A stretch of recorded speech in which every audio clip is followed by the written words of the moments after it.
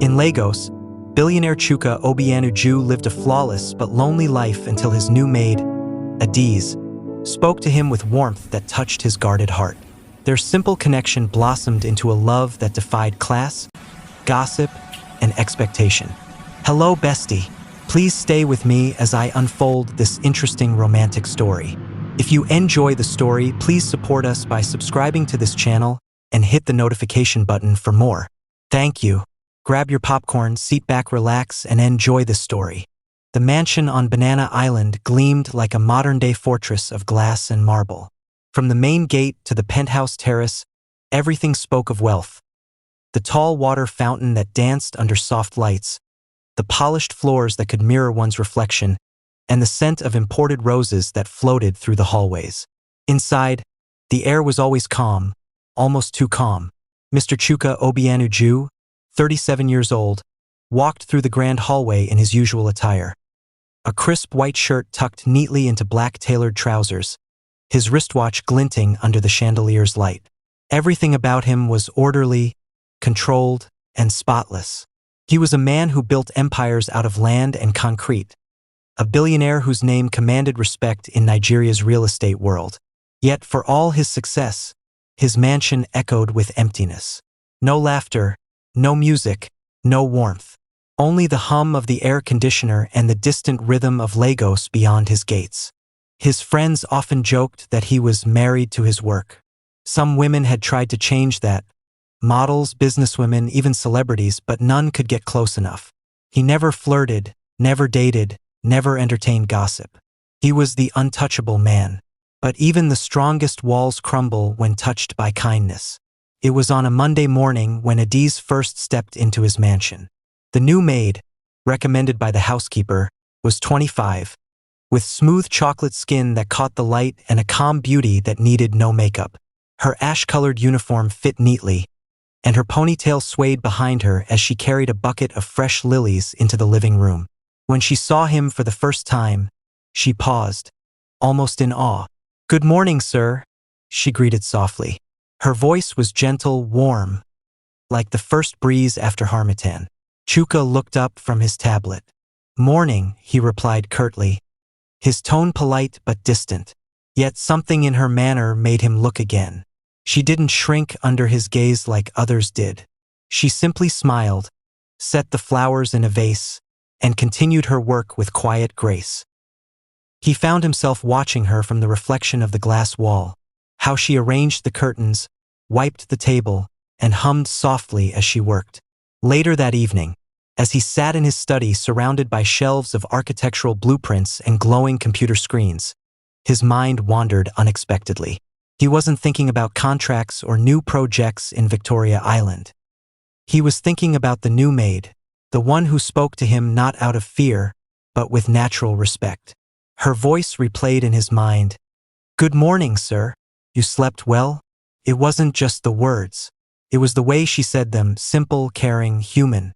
For the next few days, he found reasons to linger around the living room when she worked. Once, she caught him watching her as she dusted the shelves. "Sir," she said, straightening quickly. "I hope I'm not disturbing your view." He smiled faintly, a rare sight. "Not at all. You make the house quieter." She blinked, unsure if it was a compliment or something else. "Thank you, sir." And then she left, leaving behind the faint scent of jasmine soap. That night, Chuka sat by his bedroom window, staring out at the lagoon. The city lights reflected on the water like scattered stars. For years, he had felt nothing but the hollow comfort of money, the noise of success without warmth. But now, one simple girl, in an ash-colored uniform, had made his heart remember what it was like to feel. He exhaled slowly, unsure if he was amused or alarmed by his own thoughts. "Get a hold of yourself," he muttered under his breath. "She's just a maid." But the next morning, when Adiz greeted him again with that same gentle smile, his heart betrayed him once more. A soft, unfamiliar flutter. And that was how it began. Not with fireworks or declarations, but with a simple good morning that touched a heart that had never been touched before. Morning light spilled through the tall glass windows of the Obianuju mansion, painting the room in soft gold. The interior gleamed with quiet luxury, marble floors that glowed like mirrors, white curtains that swayed to the rhythm of the sea breeze, and walls adorned with large abstract paintings. From his position near the doorway, Chuka Obianuju stood perfectly still, one hand tucked in his pocket, the other holding a glass of water he had long forgotten to drink. He had just returned from his morning workout, dressed as always. In a crisp white shirt and black trousers, the faint scent of citrus cologne following him. Across the room, Adiz was making his bed. Her ash-colored uniform hugged her slender figure neatly, and her ponytail swung gently as she moved with rhythm. Smooth, calm, unbothered. She lifted the white duvet, spread it gracefully across the king-sized bed, and smoothed every wrinkle with both palms. The sunlight from the balcony kissed her chocolate-brown skin, giving her a glow that made Chuka's breath catch for a moment. He didn't understand why he couldn't look away. He had seen countless beautiful women, at award ceremonies, charity balls, corporate events, all perfectly styled and polished. Yet none of them had drawn his eyes like this quiet maid, humming softly as she worked. There was something about her peace, the way she moved as though the world couldn't rush her. He cleared his throat softly, and she turned, startled but composed. "Good morning, sir," she said quickly, lowering her eyes respectfully. "Good morning, Adiz," his deep voice replied, slower than usual. He rarely called the staff by name, but hers felt natural on his tongue. She looked up, a bit surprised. "You remember my name?" He gave a faint smile. "I try to remember people who bring calm into my house." Her lips parted slightly, unsure if she should smile. "Thank you, sir. I'm just doing my duty." He stepped closer, his polished shoes barely making a sound on the floor. "You do it differently." "Differently?" she echoed, puzzled. "Yes," he said, watching her closely. "You make this house feel human." Her cheeks warmed. "That's kind of you to say, sir. I only try to make everywhere neat and pleasant." She bent to add just the pillows again, her movements delicate.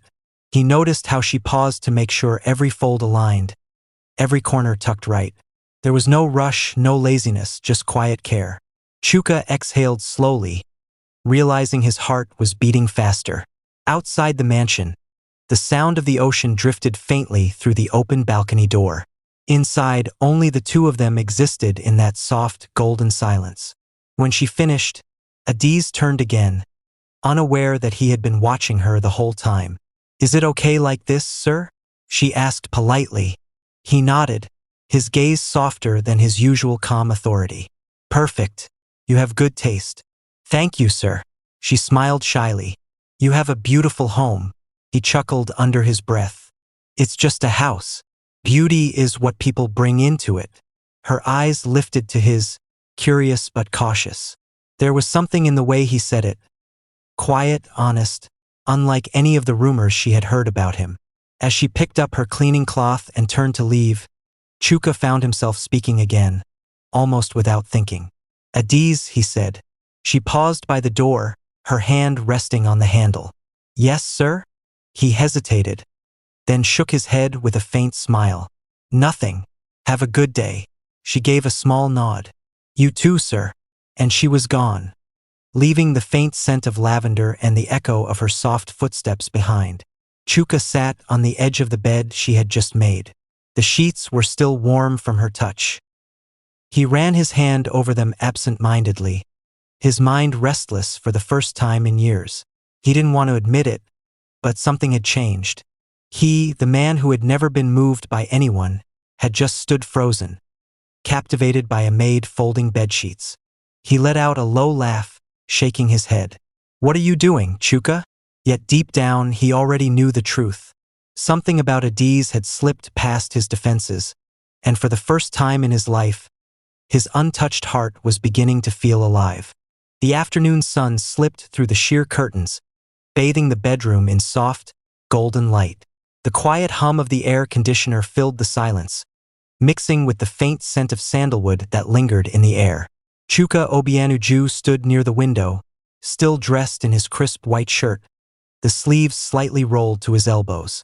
He was supposed to be reviewing a new set of architectural plans, but his thoughts had drifted far from work. It had been weeks since Adiz began working for him, and each day brought a strange calm he couldn't explain. She didn't just clean his mansion, she filled it with warmth.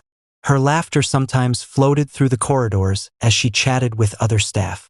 Her presence had turned his cold house into something human again. He found himself listening for her footsteps without realizing it. That day, as he stood in his room lost in thought, he heard a gentle knock.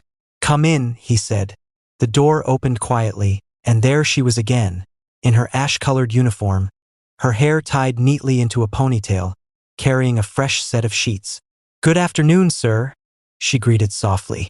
He nodded, pretending to read the papers on his table. "Afternoon. You can go ahead." She moved quietly toward the bed, folding and spreading the white sheets with practiced grace. Her scent, clean soap and lavender, filled the space. He looked up from the papers, and his gaze lingered. There was something mesmerizing in how she worked. Her focus, her gentleness, the way she tucked the corners with care. His heart began to beat in an unfamiliar rhythm. He set the papers down. "Do you always hum when you work?" he asked suddenly. She froze slightly, surprised he had noticed. "Oh, I didn't realize I was, sir." He smiled faintly. "It's nice. Makes the house less quiet." She looked at him briefly, her lips curving. "I'm glad, sir. Silence makes work feel lonely." "Lonely," he repeated softly. "Yes, I know that feeling." Their eyes met, a few seconds longer than necessary, and she quickly looked away, adjusting the duvet again. For a moment, neither of them spoke. The golden light wrapped around them, the air between them charged with something unspoken. He took a slow step forward, then another, until he was standing a few feet behind her. "Adiz," he said quietly. She turned, her heart skipping as their eyes locked again. "Sir?" He looked at her for a long moment, his expression unreadable. "You've been working here for only a few weeks, yet it feels like you've been part of this house much longer." Her voice was soft. "Maybe because I like it here, sir. You've been kind." He gave a small, crooked smile. "Kind? Most people call me cold." "Maybe they just don't take time to see you properly," she replied, meeting his gaze again. Her words landed gently, like a truth no one had ever dared to speak to him before. Something inside him shifted. Without realizing, he stepped closer. He could see the faint sparkle in her brown eyes, the soft curve of her lips as she breathed in slowly. "Adiz," he murmured, his voice lower now. "You can tell me to stop." She didn't move, didn't speak. Her heart raced as his hand brushed lightly against her arm, a touch that carried warmth instead of command. For years, Chuka had controlled everything in his life, business, emotion, even his own solitude. But in that moment, control slipped away like sand through his fingers. He reached up slowly, his fingers trembling slightly as they touched her cheek. She closed her eyes, and then his lips met hers, soft, hesitant, searching. It wasn't hurried or forceful. It was the kiss of a man who had forgotten what affection felt like, and the kiss of a woman who never thought she'd be the one to awaken it. The world seemed to still. The hum of the air conditioner, the soft rustle of curtains, even the city noise outside faded until all that remained was the quiet rhythm of their breathing. When he pulled back slightly, his voice came out almost as a whisper. "I don't know what this is," he said, "but it feels right." She looked up at him, her chest rising and falling. "Maybe it's what you've been missing, sir." For the first time in years, Chuka smiled. Not out of politeness, but out of pure, unguarded feeling. He held her close for a moment, not as her employer, but as a man who had finally found something worth breaking his own rules for. That evening, as Adiz left his room, her hands still trembling, she looked back once and saw him standing by the window again. The sunlight fading behind him, his expression soft and unreadable. Neither of them said another word, but they both knew something had changed forever. The days that followed their first kiss unfolded like quiet poetry. The mansion no longer felt like a museum of silence. For the first time, laughter began to drift through the air, soft, hesitant, but real. Chuka Obianuju found himself waiting for morning, for the sound of Adiz's light footsteps in the corridor. She had become more than a presence in his house. She had become the reason the house felt alive. He watched her differently now, not as a maid but as someone who made his world softer. Her gentle greetings, the way she placed his breakfast with care, and the way her eyes met his with a mix of respect and warmth.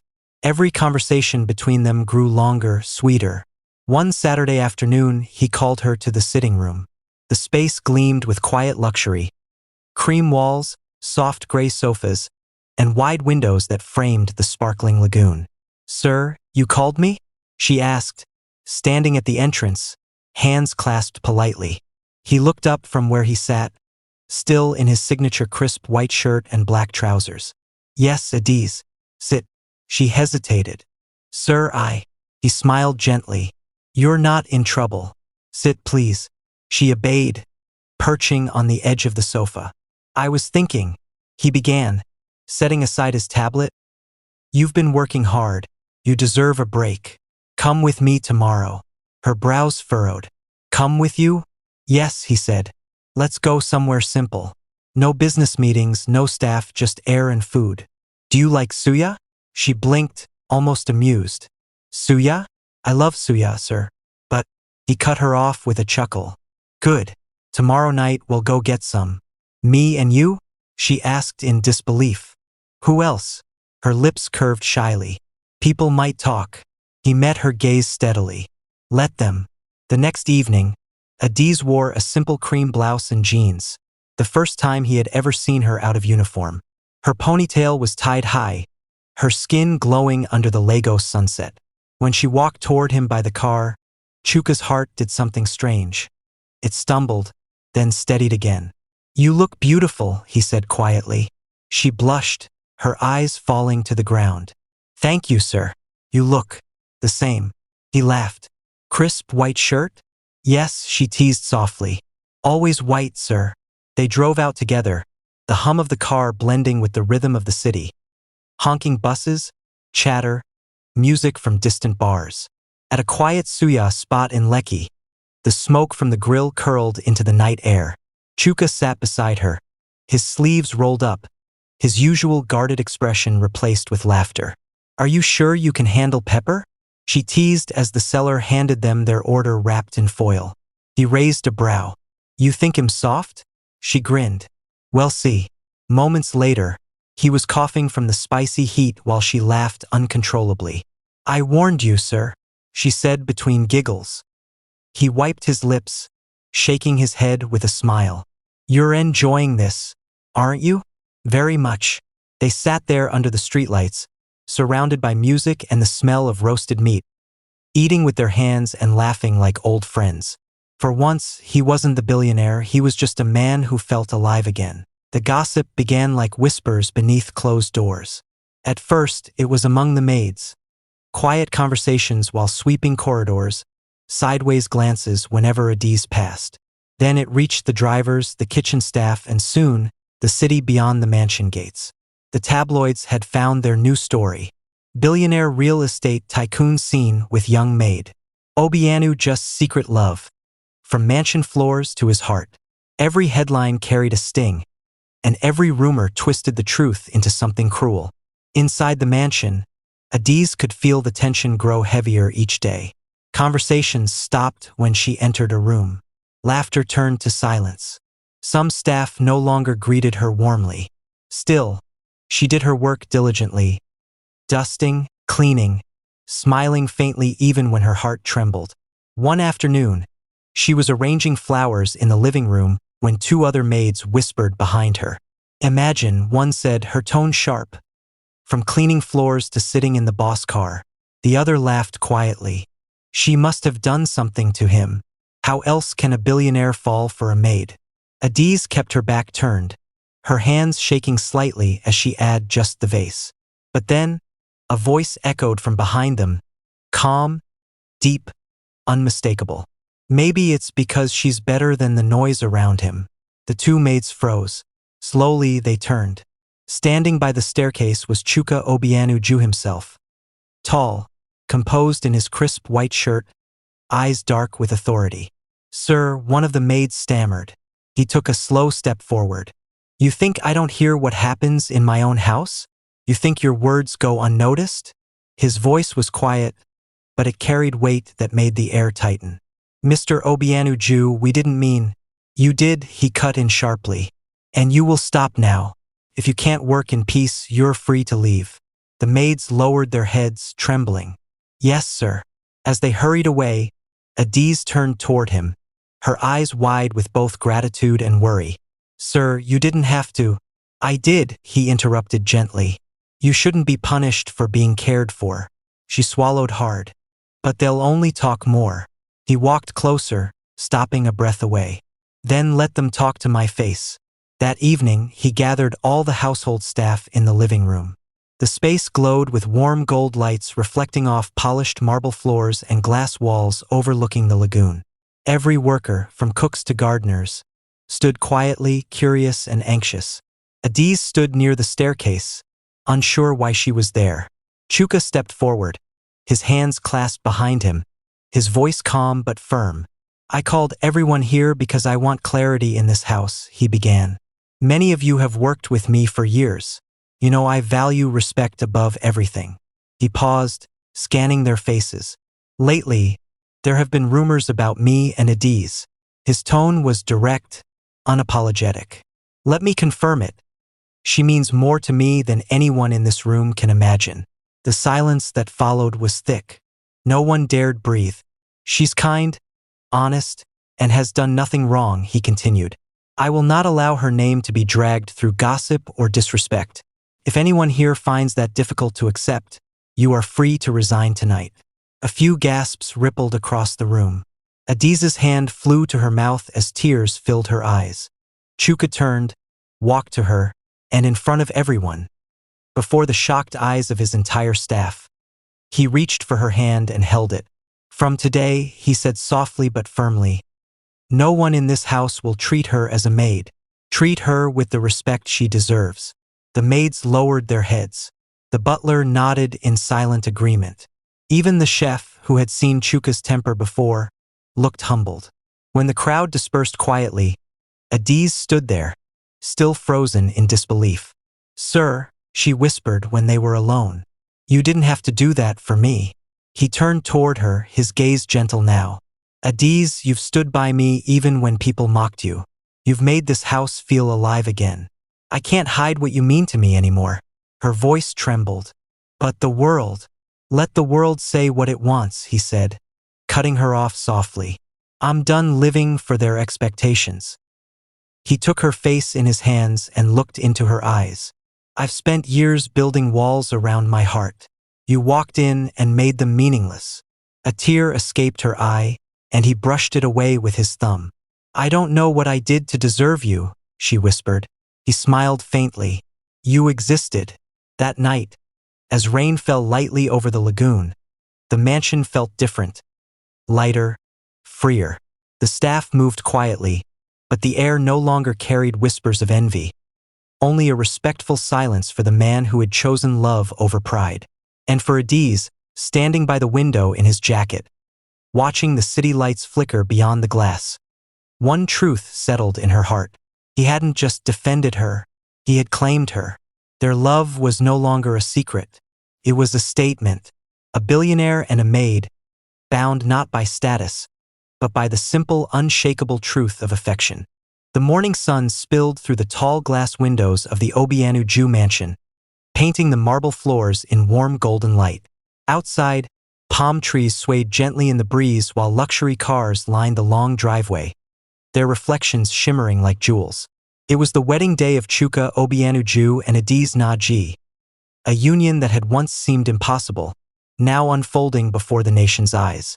In one of the mansion's suites, Adiz stood before a grand mirror surrounded by soft lights.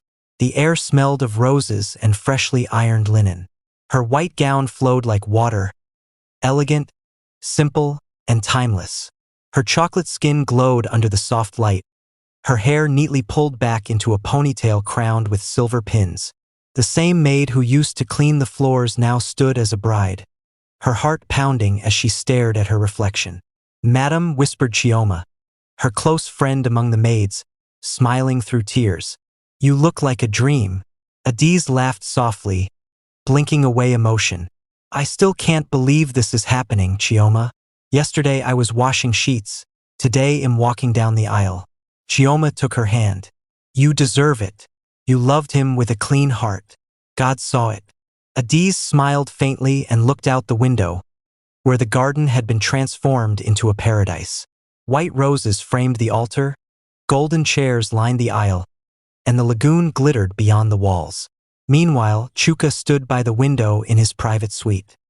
He looked regal in a white tuxedo with a black bow tie, his trademark crisp white shirt beneath, his tall frame exuding quiet power. His best man, Tund, chuckled as he added just his cufflinks. Bro, the mighty billionaire finally fell. Chuka smirked. Fell? No, my friend. I rose. She taught me how. He looked at his reflection in the mirror. A man who had once lived for control, perfection, and business, now ready to surrender to love. Outside, cameras were already flashing, reporters waiting beyond the gates. Tund clapped him on the shoulder. You sure you want to face those tabloids again? Chuka smiled faintly. Let them write what they want. This time, it'll give them a headline worth printing, the billionaire who married his maid. The ceremony was held in the open garden of the mansion. The sky stretched blue and wide above, and the scent of blooming hibiscus filled the air. When Adiz walked down the aisle, whispers rippled through the guests. Some faces glowed with admiration. Others hid judgment behind designer sunglasses. But when Chuka saw her, every other sound vanished. He took a deep breath, his heart beating hard against his chest. As she reached him, he whispered, You're more beautiful than any dream I've ever had. Her eyes glistened. And you're the reason I believe in miracles. The priest smiled, raising his hand to begin the vows. Do you, Chuka Obianu Jew, take this woman? I do, Chuka said firmly, eyes never leaving hers. Do you, Adiz Naji, take this man? I do, she whispered, her voice trembling. When he lifted her veil, a quiet murmur of awe passed through the crowd. Then he kissed her, slow, deep, certain, sealing a love that had defied gossip, class, and fear. Applause erupted. The sound echoed against the mansion walls, blending with the laughter of friends and the hum of music from the live band. The reception glittered beneath strings of fairy lights. The couple danced barefoot on a glass floor that reflected the stars. Chuka twirled her gently, his white shirt slightly undone, his smile brighter than anyone had ever seen. He whispered into her ear, No boardroom, no contract, no deal ever made me this happy. She laughed softly. You'll spoil me, Ogami. Then I'll make it my full-time job, he murmured. As they danced, flashes from cameras surrounded them, but for once, neither of them cared. The billionaire and the maid were now husband and wife, equals in every sense that mattered. Their honeymoon took them to a private villa in Zanzibar, an oceanfront paradise with modern Nigerian-inspired interiors. The villa's walls were decorated with sleek white plaster, mahogany furniture, and bright Ankara print cushions that reminded them of home. The ocean shimmered just beyond the glass balcony, where palm trees swayed lazily. That night, Chuka and Adiz sat together by the infinity pool, eating suya and roasted plantain while the waves whispered nearby. Adiz giggled, brushing pepper from her lips. Imagine billionaire eating suya in silk pajamas. He smiled. Billionaire or not, he'll always want to eat with the woman who made me human again. He leaned closer, brushing his fingers through her hair, his eyes tender. You're my peace, Adiz. She looked at him, her heart swelling. And you're my home. He kissed her, soft at first, then deeper with the kind of love that spoke of forever. The night wrapped around them like silk. The moonlight kissed their skin, and for the first time, they weren't a boss and maid, nor billionaire and servant, just two souls that had found each other. Months later, the tabloids had shifted tone. The Obianu just love that conquered class. From Maid to Millionaire's Muse, a modern fairy tale. The same world that once mocked them now celebrated them. In interviews, Chuka always said the same thing. She didn't fall for my money. She fell for my silence and filled it with laughter. And Adiz, when asked how she won his heart, would simply smile and reply, by being kind. Their mansion, once filled with loneliness, now echoed with warmth, laughter, shared meals, and the sound of a love that had grown stronger than gossip. And every evening, as they watched the sun set over the Lagos lagoon, Chuka would take her hand and whisper, "You were once my maid, now you are my forever."